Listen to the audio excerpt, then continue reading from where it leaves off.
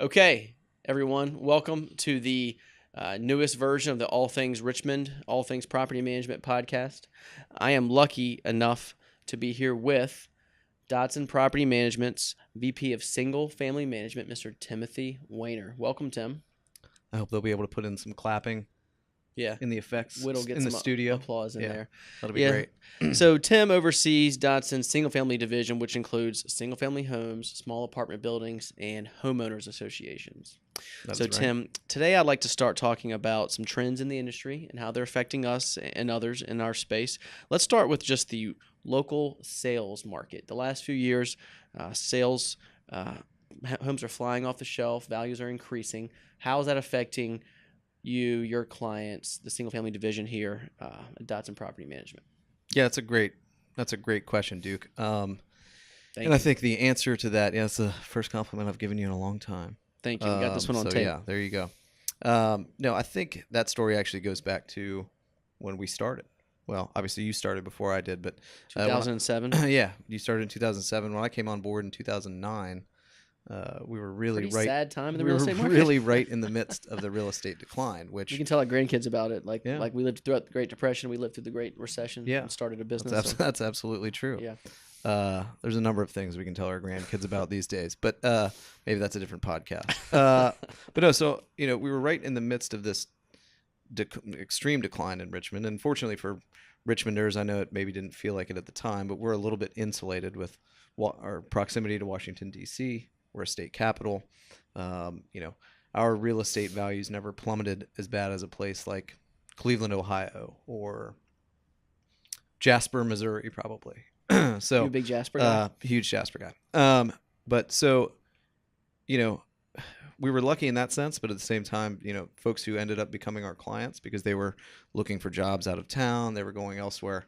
They didn't feel that way, but it was good for property management at the time and people who were good at property management because you were able to pick up a lot of accounts. People were, like I said, were moving for jobs. People were underwater on their houses, so they weren't able to sell them at that point. Fast forward now, 8, 9, 10 years later, the real estate market in Richmond is, like you said, it's going haywire.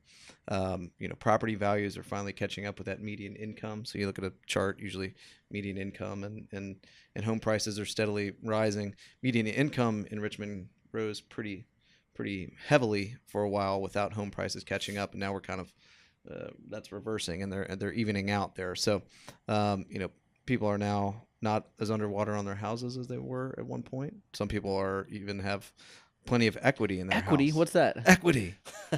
So, as property managers, that presents some interesting dynamics. We've got a lot of clients that are coming to us and saying, "Listen, I had no intention of ever being a landlord. Don't want to be. Love your company, but I'm going to sell because I can make some money on this. I can make $30K. I can make $40K, which is amazing to think about, even though it's been 10 years. And so, we're losing a lot of clients, whereas in that 2010 to 2016 range, we were losing about 7 to 9% of our clients on an annual basis. Last year we lost almost 18%. And that is not because we're doing a worse job. That's literally, you look at the numbers, it's strictly sales. People are going and they're selling their homes because they can make some money off of it. So that presents some interesting problems if you're a property management company in growth mode, because people who were landlords aren't necessarily selling right back to landlords. They might be selling to people who are going to be living in those homes. So you're going after a different market. You're kind of doing podcasts in order to attract a different type of client. Turner sunglasses. You're wearing sunglasses, which I'm sorry, I can't see anything. I'm gonna wear my regular glasses here. Thanks for being a sport for at least a few minutes. Yeah, there you go. But so it presents some interesting dynamics and some interesting problems, and some interesting opportunities. I think it keeps you on your toes as a property manager, making sure that you're in front of the people that you need to be in front of and that you're providing the right service to those folks. Sure. So in addition to the shifting... a great answer, by the way. That's a good one. Wasn't succinct enough, but it's a podcast. Can you be more succinct in future answers? Okay. You're right. So in addition to the shifting sales market, what other trends or noticeable changes have you seen in the property management space? And I guess to give the reader some the readers, the viewers, some context. Tim is the regional vice president for NARPM, which is the National Association of Residential Property Managers. He's NARPM smart. So you attend numerous conferences. You know folks like us across the country. So you should have your finger on the pulse of what's happening out there in the property management world. So tell us about some of those changes. Sure. So, I think one that is really impacting property managers right now that's, when you say trends, the one that first comes to mind is consolidation. So property management companies that are going out and looking to acquire other property management companies, whether they have, got a bunch of funding from a venture capital firm and they're going out and trying to buy other companies, or whether it's a smaller company with 40, 50 units and they're just trying to acquire another company that might have 10 or 20. You see that going on across the country right now. And, it, again, presents some interesting talking points.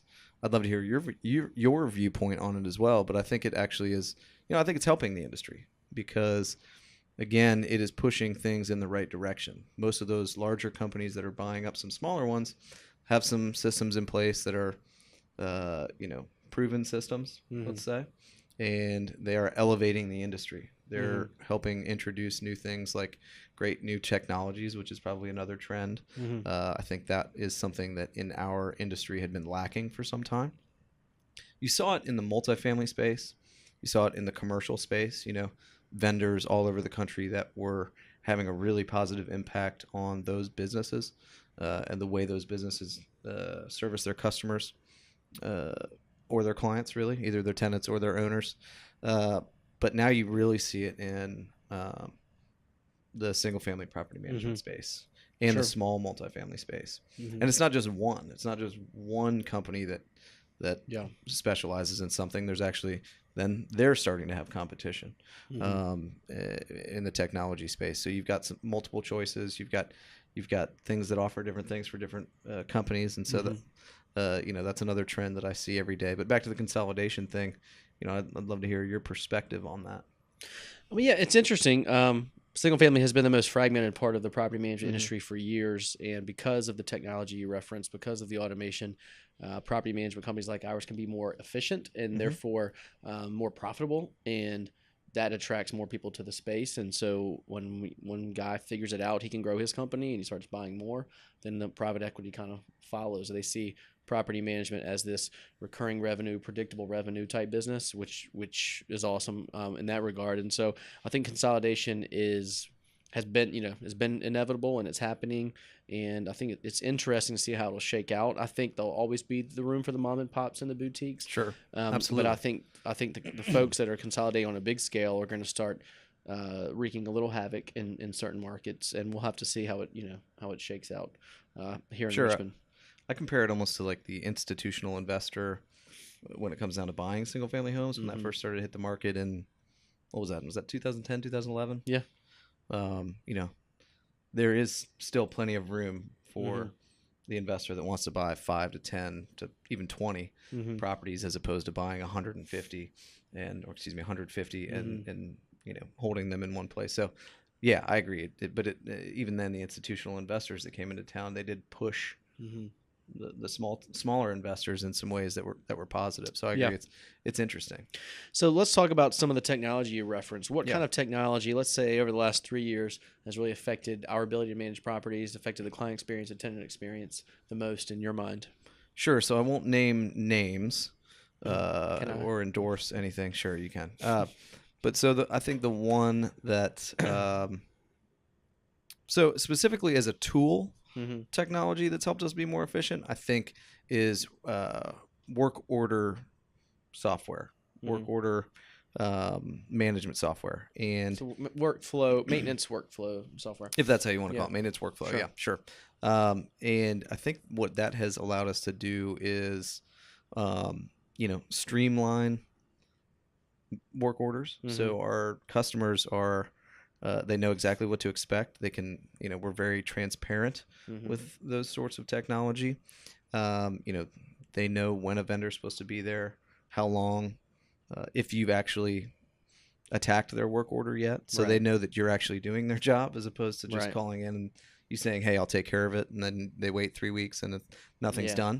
done. They know what's going on in the process. And it's also, I think, one of the main keys is it has allowed us at Dodson Property Management, and I think as an industry, to handle work orders the way we had always intended to handle work orders, which is we are a manager of that situation. We are not going out and fixing the problem, as some tenants think we do. We're going to go fix a leaking toilet. I know Whit probably can't fix a leaking toilet, can you?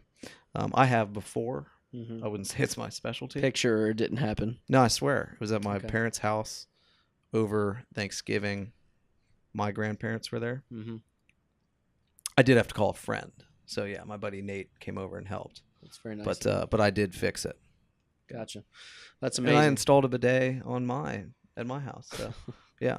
Can we cut that? Yeah, we can cut that. You said you can't edit this, but dear God. Yeah. Okay. Anyway, but so no, back to workflow software. It's workflow software. So it has really allowed us to manage the process as opposed to being in the middle. So instead of making 4 phone calls, one to the vendor or receiving one from the tenant, making a call to a vendor, then trying to schedule it with the tenant, then trying to schedule it back with the vendor, then back and forth. And then if the vendor no shows, then you're on the phone call again.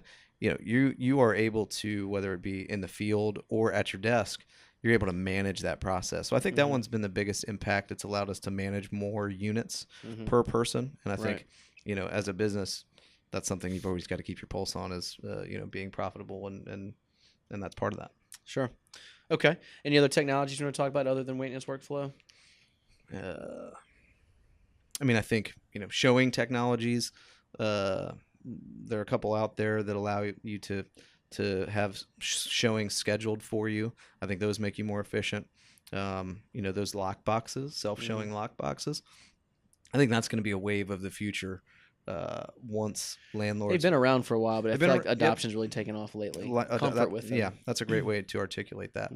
One thing that I am currently in the midst of exploring is smart home technology and how that's going to impact the market. I think that as there are more Alexas and Google Homes and Nest thermostats and August locks that you can lock and unlock with your cell phone and they read when you're walking towards the door. Right. I think that's going to be a huge part of the market because why would a renter not want that? Right. They're not going to want to put it on a house that they're not going to live at forever. Right. But if you can provide that as a landlord, wow, how does that set you apart in the marketplace? Sure. And so we're currently exploring how to do that. And I think that's something that we're going to try to adopt and be early adopters in our marketplace on.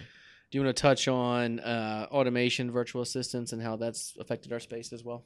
I think all of the stuff that I really just talked about is kind of, kind of hits that automation point. But the virtual assistant thing, yeah, I think that just quite simply, it's a time saver. It gets some of the what kinds of tasks do you guys throw onto VAs these days? Yeah, so anything from invoice processing and paying to commission worksheets where our property managers are paid commissions. Like they do all of that kind of, I hate to say mind numbing, but at times can be mind numbing work and allows us to focus on what we're good at, which is customer and client interface. That's a good question because if we're automating showings, maintenance workflow, mindless tasks, and what would you say you do here anymore? What would you say you do here?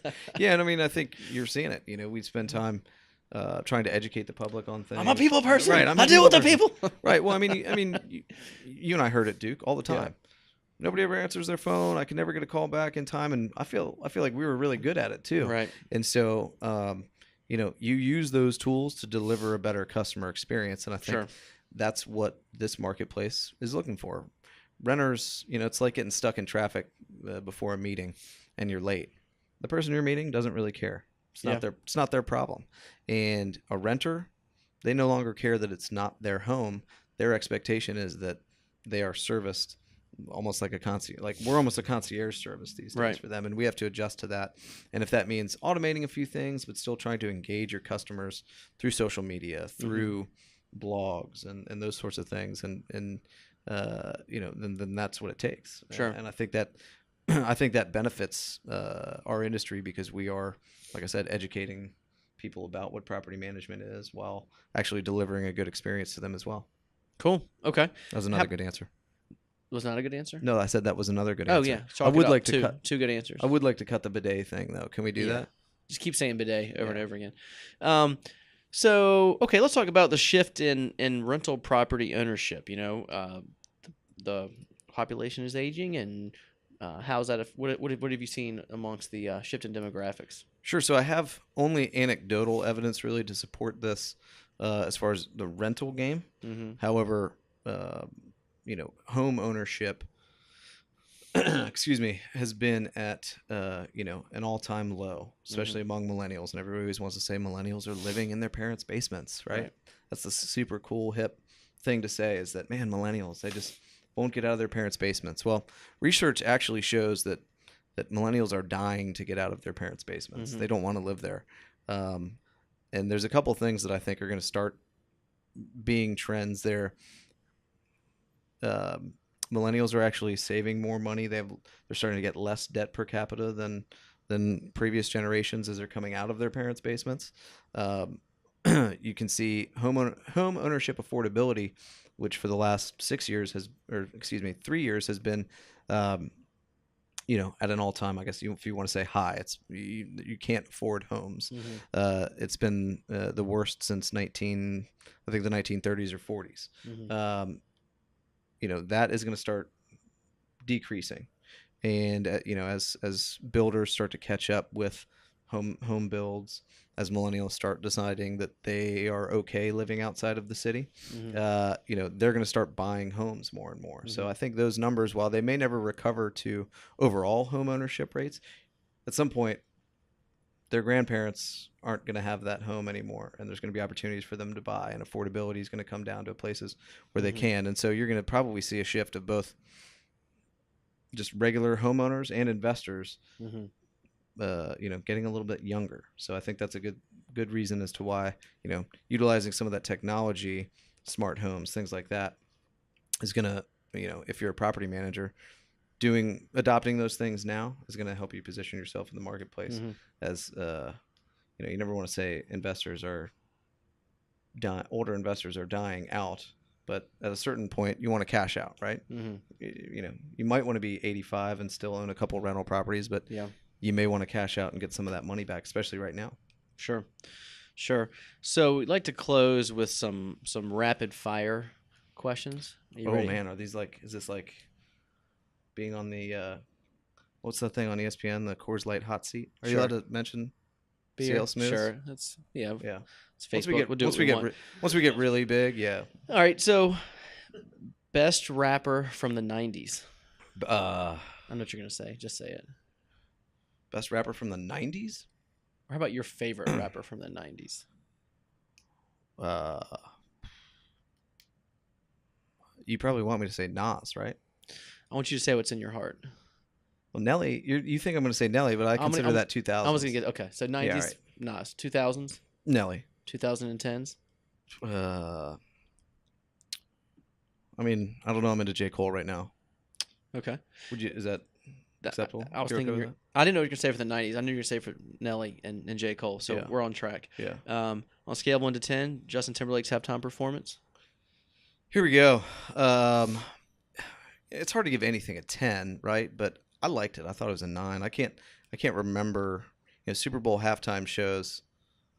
Yeah, I know. I remember Aerosmith did one year. Like, nothing has been memorable other than the last JT Super Bowl performance. Okay. And so I've got to give it an 8 or a 9. I think the Prince thing didn't quite hit, but the dancing was unbelievable. I'm also a big JT fan. Yeah. Huge JT fan. The Dodson boys could reenact his whole performance. That'd be a fun challenge. I would say our choreographer has over time made our dance moves a little bit easier than the dance moves he does. So I think we'd have a hard time. Okay. But give us enough time. She'd have to dumb it down a little. Yeah, dumb it down. Okay, so what happened to you in your life that made you feel the way you do about pocket squares?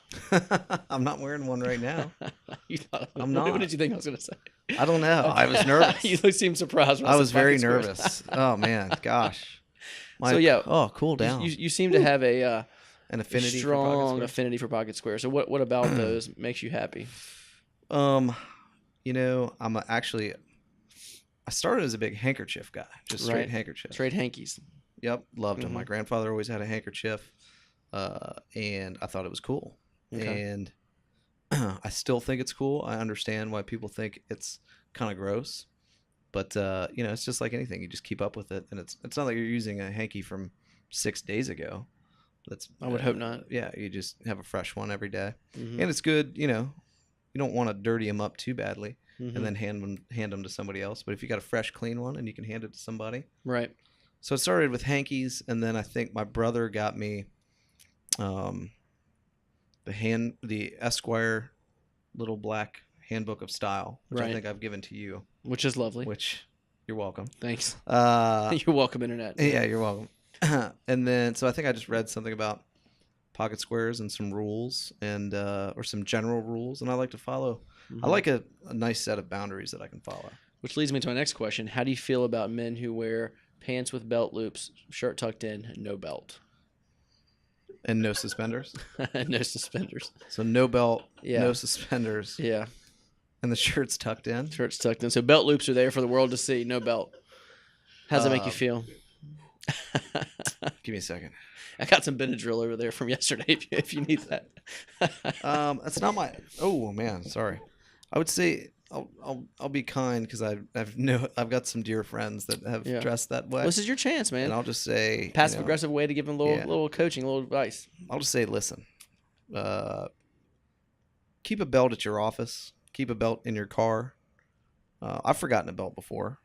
And luckily, you had a good friend there that had an I extra had a dirty good brown friend, belt good for dirty you. brown belt. Yeah. Anything is better than nothing. Right. I've always felt that like fashion comes and goes, and it's a matter of opinion. But not wearing a belt is just wrong. I've actually seen it like it's super like, and I think now it's gone away, but super trendy modern fashion where you're wearing a suit with a coat and really tight and like super no break pants. Yeah. That was in for a little while. Yeah. Like in New York and big cities like that. Yeah. Quickly went out. Now they're wearing like baggy pants, which I also can't get behind. Yeah. But I'm never going to be a modern fashion guy. I'm always going to be a classics. You can call me kind of like a British classics guy. So can we just title this podcast Tim Wehner, a classic man? Classic man.